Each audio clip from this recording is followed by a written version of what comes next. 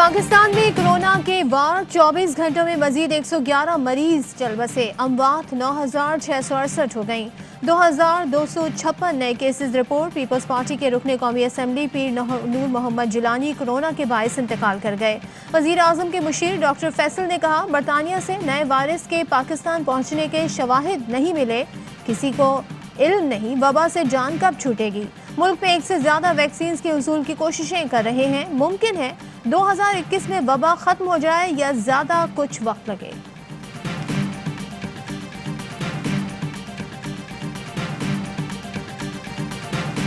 मुस्लिम league नून के 2 मेंबरान assembly के इस्तीफे पहुंच गए इस वक्त स्पीकर साहब के पास। अब प्रोसीजर क्या है सर? जब भी कुछ इस किस्म का कोई इस्तीफा देता है, ये स्पीकर की रिस्पांसिबिलिटी होती है कि वो उसको बुलाए, फिर उसकी वेरिफिकेशन जरूरी होती है। और सर अगर वो आके कहते हैं कि हमने लिखा है लेकिन आपको नहीं भेजा, फिर क्या होगा? इस तरह तो नहीं हो सकता ना, उसने लिखा है तो मेरे साथ कैसे आया?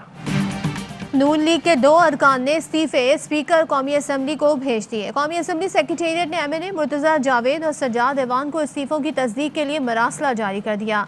अरकान तस्दीक के लिए स्पीकर के सामने पेश होने की तारीख से आगाह करें। तर्जुमान नून लीग मरियम औरंगजेब ने पार्टी रहनुमाओं के स्पीकर कौमी असम्बली को इस्तीफे जमा कराने की तरदीद कर दी। कहा, असम्बली सेक्रेटेरिएट का मरासला झूठ पर मबनी है।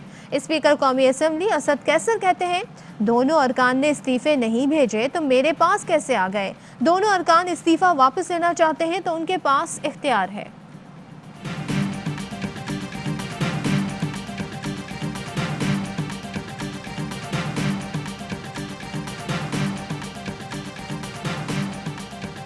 इस्तीफा है जो आपका इस वक्त टीवी स्क्रीन पर चल रहा है, ये लिखा आपने ही है लेकिन पार्टी को भेजा था। ये इस्तीफा आपने स्पीकर को नहीं भेजा। ये मैंने व्हाट्सएप किया है पार्टी को। अच्छा, और उसकी जो असल कापी है वो मेरे पास है। वो उसको मैंने 25 को लाहौर जमा करवाना है कैप्टन सफदर के थ्रू। इस्तीफा पार्टी को व्हाट्सएप किया था, स्पीकर को कैसे पहुंचा मालूम नहीं। इस्तीफे की असल कॉपी मेरे पास ही है। सज्जाद ऐवान की इस्तीफा कौमी असम्बली पहुंचाने की तरदीद, बताया इस्तीफा क़यादत को भेजा था। खुद हैरान हूँ इस्तीफा कौमी असम्बली कैसे पहुंचा, अपना इस्तीफा वापस ले लूंगा।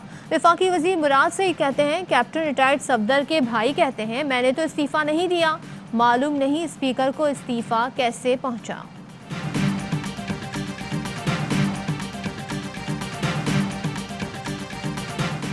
इस्तीफा देने वाले अब इस्तीफों से भाग रहे हैं। PDM आपस में इख्तिलाफात की वजह से खत्म हो जाएगी। वजीर आजम इमरान खान का हुकूमत और पार्टी तर्जुमानों के इजलास में इजहार ख्याल।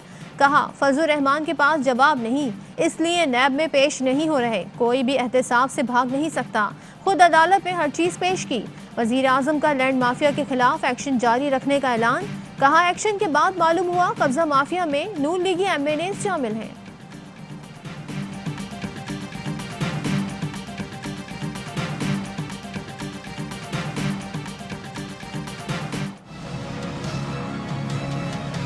पीपल्स पार्टी के सी मेंबर्स हैं, उन्होंने मुझ तक अपने इस्तीफे पहुंचवाए हैं। हर मेंबर के इर्द गिर्द काफ़ी तो प्रेशर डाल रहे हैं। मैं जानता हूं कि कौन ये कर रहा है। मुझे मजबूर ना करे कि मैं इन सब के सब को एक एक करके पूरे कौम के सामने बेनकाब करे। पार्टी के अरकान असेंबली ने इस्तीफे पेश कर दिए। अवामी नुमाइंदों को ब्लैकमेल करने का सिलसिला बंद किया जाए, वरना एक एक करके सबको बेनकाब कर दूंगा। बिलावल भुट्टो की धमकी। कहा, हुकूमत को 2.5 साल हो गए, वजीर आजम अब भी ट्रेनिंग पर हैं। 22 साल की जिद्दोजहद में कोई तैयारी नहीं की। मसाइल का हल नहीं तो घर चले जाएं। अवाम नालायक हुकूमत का बोझ उठा रही है। मुश्किल वक्त आता है तो एक ही जवाब होता है, मैं क्या करूं।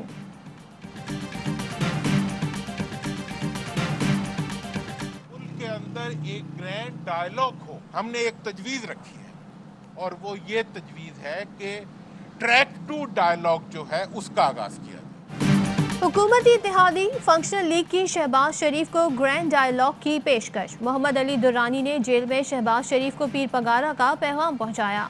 कहा, टकराव की सूरत हाल है, ग्रैंड डायलॉग होने चाहिए। इस्तीफों का सिलसिला चला तो आग साबित होगा। इस्तीफे मुश्किल पैदा कर सकते हैं। जो लोग मामले को टकराव की तरफ ले जा रहे हैं वो दोस्त नहीं। टकराव की सूरत हाल पैदा हो गई है, इसमें कोई भी नहीं जीतेगा। शहबाज शरीफ से कहा, आपको टकराव कम करने में किरदार अदा करना चाहिए। शहबाज शरीफ ने कहा, जेल से क्या किरदार अदा कर सकता हूं, ऑपोजिशन को किनारे लगाना मुल्की मफाद में नहीं।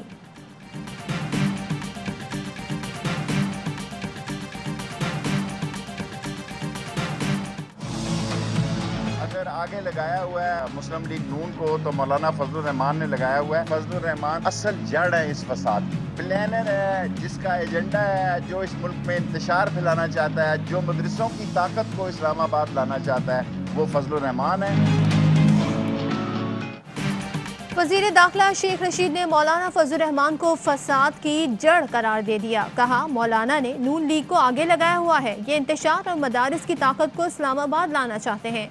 मौलाना को बेनज़ीर भुट्टो की तरह सिक्योरिटी खदशात हैं, यकीन है अपोजिशन सेनेट इलेक्शन में हिस्सा लेगी।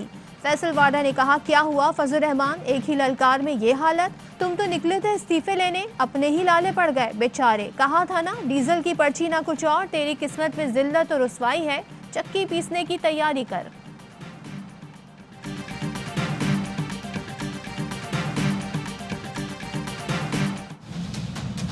जब हमें सही तौर पे गिना ही नहीं गया तो हमारे हुकूक को कैसे तस्लीम किया जाए। और अब ऐवानों से मायूस होकर सड़कों पे आके अपने अवाम के सामने अपना मुकदमा रखने के अलावा हमारे पास कोई और दूसरा रास्ता नहीं।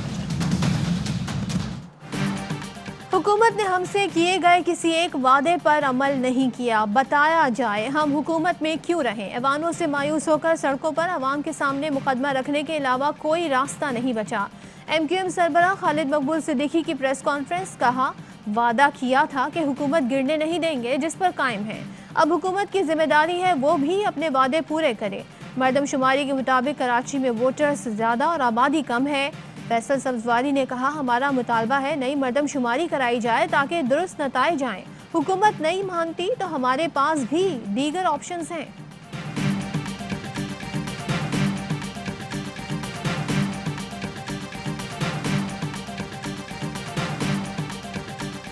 वज़ीर आज़म से army chief general Qamar Javed Bajwa की मुलाकात, पाक फौज के पेशा वराना उमूर, दाखिली और खारजी सिक्योरिटी सूरत हाल पर तबादला ख्याल हुआ। मुलाकात में मकबूजा कश्मीर में इंसानी हुकूक की खिलाफ वर्जियों पर इजहार तशवीश, LOC पर भारतीय इश्तियाल अंगेजियों पर भी बातचीत की गई। कौम की मदद से मादरे वतन का भरपूर दिफा करने के आज़म का इजहार। मुलाकात में DGISI जनरल फैज़ हमीद भी मौजूद थे।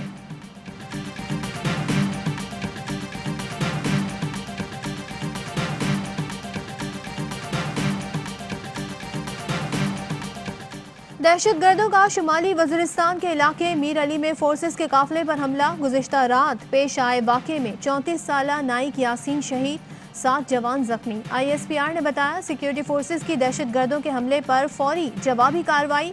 फायरिंग के तबादले में 2 दहशतगर्द मारे गए, 10 जख्मी हुए।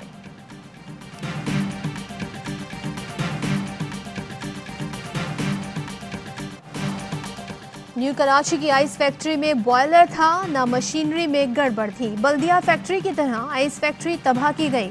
दफ्तर में बॉम्ब रखा गया था। फैक्ट्री मालिक मोइन कादरी का सनसनीखेज इंकशाफ। ARY न्यूज से गुफ्तगू में बताया, धमकियां दी जा रही थी। धमकियों की वजह से 4 माह से लंदन में हूँ, हर मुकदमे का सामना करने के लिए तैयार हूँ। मंगल को आइस फैक्ट्री धमाके में 10 अफराद जाँ बहक हुए थे।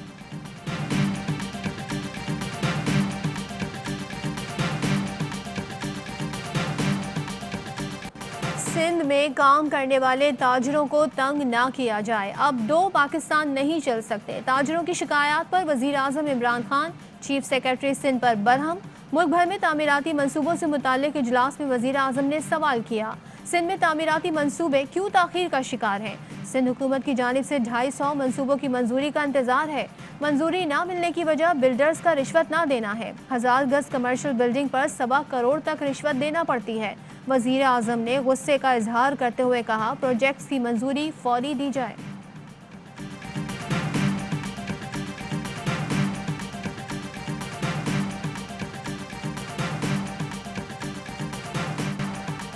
सिंध हुकूमत का कराची वालों के लिए बड़ा तोहफा। बिलावल भुट्टो जरदारी ने मलीर एक्सप्रेसवे मंसूबे का संगे बुनियाद रख दिया। मलीर एक्सप्रेसवे की तामीर से DHA फेज़ 8 और फेज़ 9 में फासले सिमट जाएंगे। DHA फेज़ 8 से अरवाई लगुना DHA सिटी कराची का सफ़र 20 मिनट में तय होगा। 39 किलोमीटर तवील मलीर एक्सप्रेसवे पर 30 अरब रुपए से ज़ायद लागत आएगी।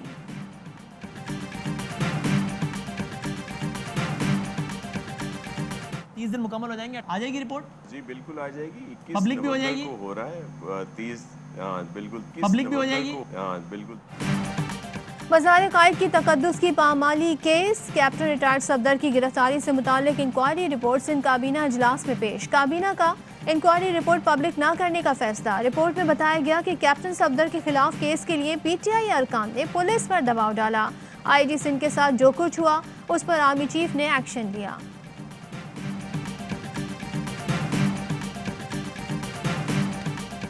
महाजिर कल्चर डे पर कराची में रैली, कौमी परचम थामे नौजवानों की बड़ी तादाद शरीक हुई। रैली में डॉक्टर फारूक सत्तार और हैदर अब्बास रिजवी ने एक दूसरे से हाथ मिलाया, फजा में हाथ बुलंद करके यकजहती का इजहार किया।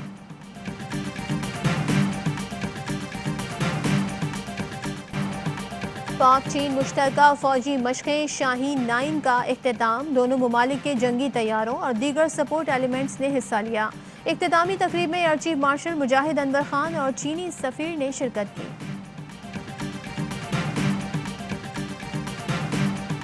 मेजर जनरल इफ्तिखार हसन चौधरी ने नए डीजी रेंजर सिंध का ओहदा संभाल लिया। मेजर जनरल उमर बुखारी ने पाकिस्तान रेंजर सिंध की कमान मेजर जनरल इफ्तिखार हसन के सुपुर्द की। मेजर जनरल उमर बुखारी की आईजी सिंध से अलविदाई मुलाकात। आईजी सिंध ने डीजी रेंजर्स की खिदमात को सराहा।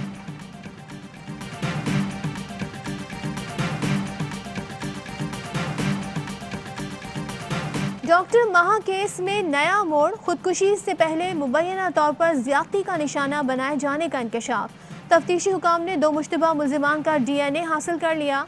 मुल्जिम जुनेद के डीएनए सैंपल के लिए अदालत से रुजू का ऐलान। डेफेमेशन का केस भी किया है, जो एफआईए में भी गए हैं। वो ये कैंपेन है जो सोशल मीडिया पे लड़ी जा रही है against Ali Zafar. Social media is not the forum. Meesha Shafi सच्ची हैं तो अदालत आकर साबित करें। अली जफर के वकील हशाम अहमद कहते हैं सोशल मीडिया पर इल्जाम लगाना आसान है। मीशा शफी के वकील साकिब जिलानी बोले इल्जाम लगाने वाले पर ही मुकदमे का इंदराज ज्यादती है।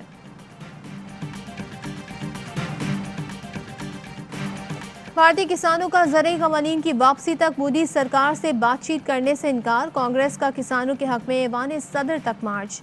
प्रियंका गांधी समेत कई कांग्रेस रहनुमाओं को हिरासत में लेने के बाद छोड़ दिया गया।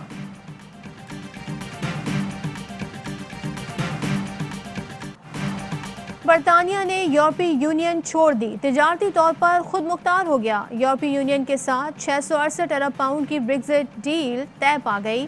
बोरिस जॉनसन की बरतानवी अवाम को मुबारकबाद, कहा शहरी नई आज़ादी से भरपूर फ़ायदा उठाएं। PSL 6 के लिए खिलाड़ियों की कैटेगरी तब्दील, कौमी टीम से बाहर होने वालों की तनज़्ज़ुली। अहमद शहजाद और आसिफ अली डायमंड से गोल्ड कैटेगरी में आ गए। हसन अली की प्लेटिनियम से डायमंड में तनज़्ज़ुली। हुसैन तलत, हारिस रऊफ, मोहम्मद हसनैन की डायमंड, नसीम शाह की गोल्ड कैटेगरी में तरक्की। चैंपियंस कराची किंग्स के तमाम खिलाड़ी अपनी कैटेगरी में बरकरार।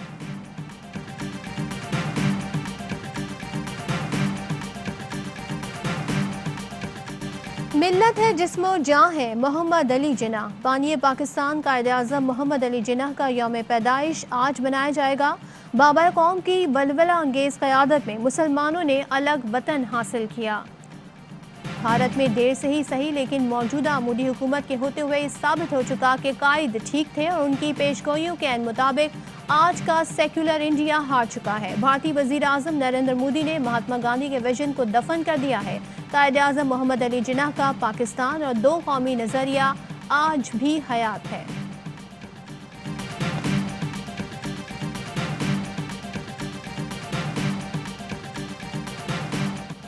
पाकिस्तान समेत दुनिया भर में आज मसीही बिरादरी मजहबी त्यौहार क्रिसमस जोशो खरोश से मना रही है। क्रिसमस के मौके पर मुल्क भर में रात गए गिरजाघरों में तकरीब जारी। मुल्क की सलामती और इस्तेहकाम के लिए दुआएं। मोहल्लों और चर्चों को खूबसूरत क्रिसमस ट्री से सजा दिया गया। वजीर आज़म इमरान खान का ट्वीट, कहा तमाम ईसाई शहरियों को क्रिसमस की मुबारकबाद। कोरोना SOPs पर अमल करके कोरोना से महफूज रहें।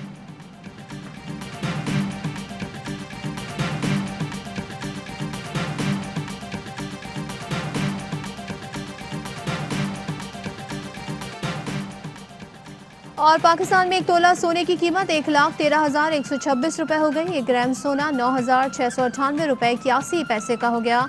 1 मिलीग्राम सोने की कीमत 9 रुपये 69 पैसे हो गई। मुत्तहदा अरब अमारात में 1 मिलीग्राम सोना 22 फिल्स का है।